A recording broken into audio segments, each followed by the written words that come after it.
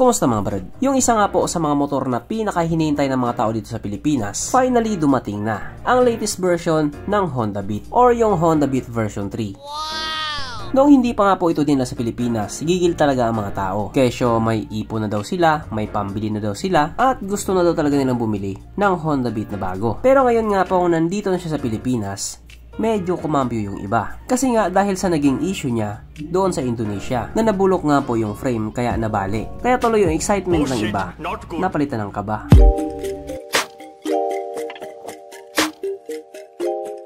Pero syempre bago tayo magpatuloy, kung bago ka pa lamang napadpad dito sa aking walang kwentang channel, huwag ka na mo-subscribe. So yun na nga. Finally nga po dumating na sa Pilipinas ang isa sa mga pinakahinihintay ng mga tao, ang Honda Beat na bago. Yung ibang matagal na naghintay, panigurado makakabili na. Kasi nga nandito na siya. Sana lang talaga pwede mag-cash. Alam naman natin yung mga kamuting ahente, yung mga palkops na manager. Dumidiskarte din yan sila. Pangit nga lang diskarte nila. Pero hindi naman po lahat. May mangilan-ngilan lang. Mga 90%. Dahil nga po sa naging issue ng Honda Beat doon sa Indonesia, medyo nagdalawang isip na rin yung iba. Kasi delikado nga naman mabali yung motor mo sa gitna ng kalsada. Ano yun, chill ride ka tapos biglang instant manananggal ka na? I mean, yung motor mo. Hindi rin po kasi natin talaga maalis sa tao yung takot. Lalo pat marami nga pong Honda Beat sa Indonesia yung nahati. Naisip ko nga baka siguro may matanda na ng hina fita. Tapos kalahati yung binigay nila.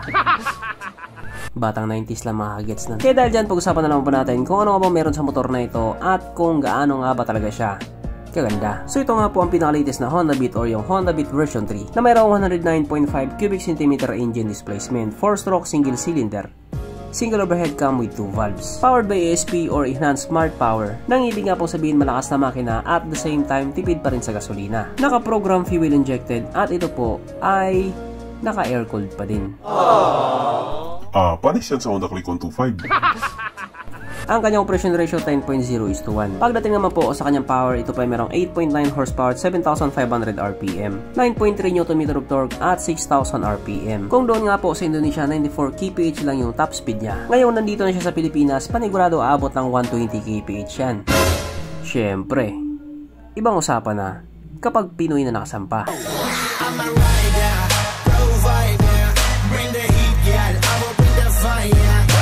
Ang kanyang tangke ay kaya magkarga ng 4.2 liters fuel tank capacity na kumukonsumo naman na po ng 58.2 km per liter. So talagang napakatipid niya. At totoo nga naman talaga yon, matipid talaga siya. Ang sukat ng kanyang gulong 80/90/14 sa harap at 90/90/14 naman sa likuran. Paras na po itong naka-tubeless. Pagdating naman po sa kanyang braking system, ito po ay naka-disc brake sa harap at drum brake pa din po sa likuran. Wala siyang ABS pero meron naman siyang CBS or combi brake system. Ang kanyang seat height ay mitaas sa 742mm at 147mm naman ang kanyang ground clearance. At ang motor nga po na ito ay may kabuuang bigat na 90 kg. So kung atin nga pong titignan yung Honda Beat na nandun sa Indonesia na mayroong ESAF, mas mabigat po ito ng 1 kilo. Kasi yung nandoon po sa Indonesia na naka-ESAF, 89 kg lang. Sa madaling salita, hindi po ESAF yung frame na ginamit na dito. Sana nga talaga. Mapunta naman po tayo sa iba pa niyang mga features. So ang mga ilaw nga po sa motor na ito, LED yung headlight, tapos bulb type naman yung signal lights. Ang kanyang gauge panel, ito po ay combination ng analog at may maliit na digital. At meron na din po itong ACG starter or yung alternating current generator na kapag in-start mo nga po siya, hindi siya maingay. Napaka-smooth lang niya. At syempre, present nga din po sa motor na ito ang kanyang USB charging port or yung kanyang charging socket na para kahit saan ka nga po magpunta, hindi ka na mangangamba na baka malubat yung cellphone mo. Kasi nga, manonood ka pa ng Pornhub. Pagdating sa safety features, meron pa rin itong side stand kill switch. Just in case na hindi mo naangat yung side stand niya, hindi siya andar. At malayo ang posibilidad na sumemplang ka. Meron din po itong brake lock. Kung sakaling pumarada ka sa kalsada medyo pasulong, ilak mo lang siya para pagbalik mo, nandyan pa rin siya. Subukan mo mag-ilak, pagbalik mo wala na siya. So bali dito nga po mapapansin natin bukod doon sa ESAF, hindi rin po nabanggit yung ISS or yung idling stop system. Hindi ko lang sure talaga pero parang wala. At ang Honda Beat nga po na bago ay available sa tatlong variant. Ito nga po yung playful or yung pinaka-standard na variant na may presyong 71,400 pesos. Sumunod naman dito yung premium variant na may presyo naman pong 72,000 na may presyo nga pong 72,400 pesos. At yung 50th anniversary limited edition naman na may presyo nga pong 74,400 pesos. At kung tatanungin nyo naman ako kung alin doon ang the best, doon ako sa premium. Mas malakas yung dating niya. Pero ito mas malakas ang dating. Sapagkat nandito na nga po tayo sa exciting na part, ang kanyang mga suspension. So sa harapang bahagi nga po, ito ay ginamitan ng ordinary telescopic. At sa likuran naman, ito po ay gumagamit ng single shock absorber na ayon nga po sa mga tao nakagamit sa motor na ito, maganda ang bounce.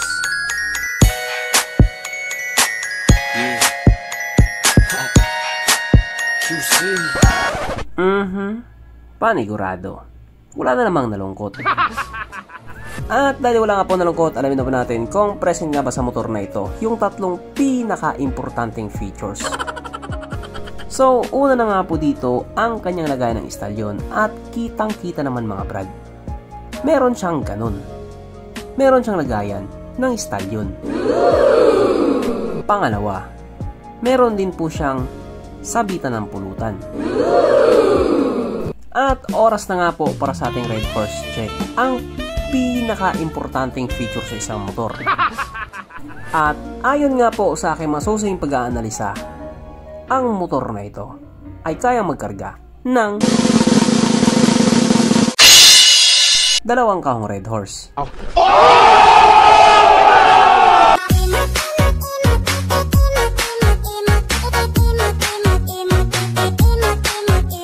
So therefore, ang motor na ito ay talagang highly recommended.